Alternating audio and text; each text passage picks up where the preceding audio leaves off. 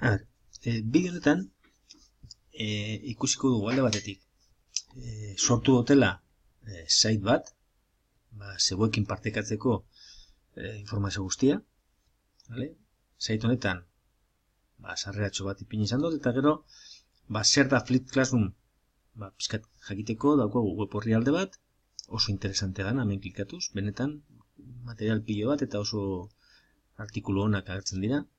Eta gero, ipini dutez 3 bat bideo, hauze pizkat luzetsuago eta pizkat teoriago edo pedagogia aldetik zehatzago, beste hau oso simple, azaltzeko bai etxia gurasoi edo ikaslei bera, eta hau beste bat da jarduera hauetan, Manu Jesus Fernandez Naranjok kontatzen dago bere esperientzia. Hau pizka luziagoa da, ez dakit ordu herriko dala edo, baina, bueno, pentsatu merezi dagoela ikustea.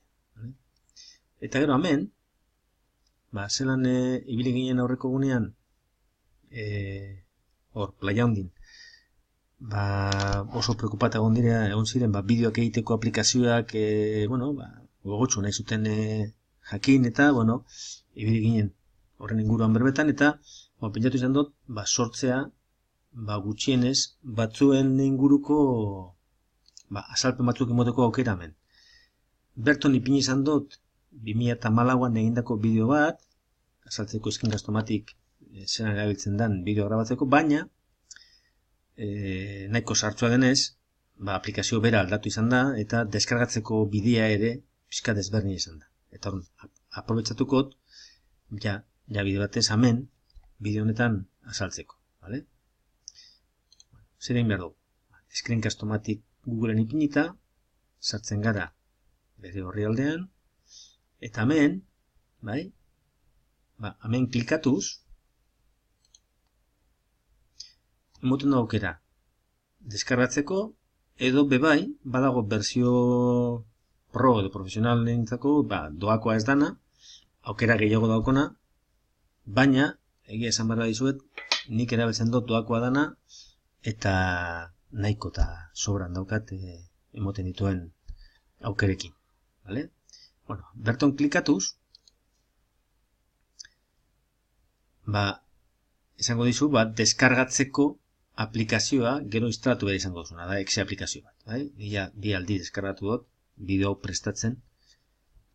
Zelan komentatu nizuen bideoak errepikatu egin behar da batzutan, lehenengo 2 berzioak ez dira egon oso ondo, eta 3. berzioarekin, hauze, deskargatzen duzue, eta gero ejekutatu egiten da.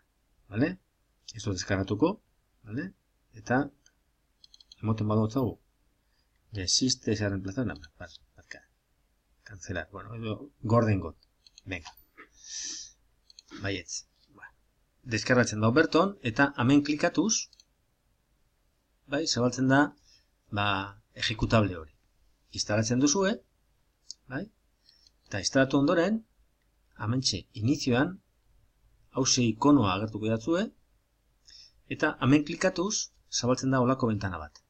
Hemen dagoena. Erpinetatik hartuta mugitu alda, nahi dugun eremua, grabatu nahi dugun eremua pizkat zehazteko, eta gero, berton, aukera dago, mikrofonoa ikusteko da bien edo ez, eta beste gauza batzuk aukera dago bakarrik grabatzeko webkamerarekin, edo webkamera eta eskritorean agertzen dena. Nik kasu honetan ez daukadan ez kamera web kokatuta, bakarrik emoten ditokera hau grabatzeko. Emoten diozue oneri, eitzen dau kuenta atrás, 3, 2, 1, tira, eta ez den zari grabatzen. Emoten dago aukera ere, momentu baten, hanka sartzen baduzue, baina pena bat da, galtzea aurreko 4 minutuak edo grabatu dituzuenak, aukera dago ametik, hau da irudi fijo bat, baina aukera emoten dago, topateko nundik aurrean nahi duzun jarraitu, klikatzen duzu hor, eta horren azten zari berriro grabatzen, baina horko zatia ordezkatuz, hortik aurrera ordezkatuz. Nik horregatik topatzen dut nahiko interesantea da.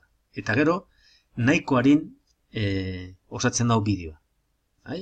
Egiten dugunean stop, eta eman ja nun emoten da agertuko dira, izena ipintzeko, nun nahi duzen gorde, eta bebai, aukera emoten dago, edo YouTubera zuzenean igotzeko, edo Screencast-O-Matiken serbidoretan izteko kopia, edo deskargatzeko kopia pendrive batean edo ordenadorean. Ningo mailan erabiltzen dut hori. Holan aukera daukat offline eukitzeko bideo hori. Eta gero bideo bera igotzen dut YouTubera. Deskarga hori nahiko arina da, eta gero alnaz jarri beste bideo bat egiten, bideoa YouTubera igotzen duten bitartean. Beraz gauza hori batera aldiregi. Ea honeaz lortzen duzuen deskargatzea eta gero hastea grabatzen.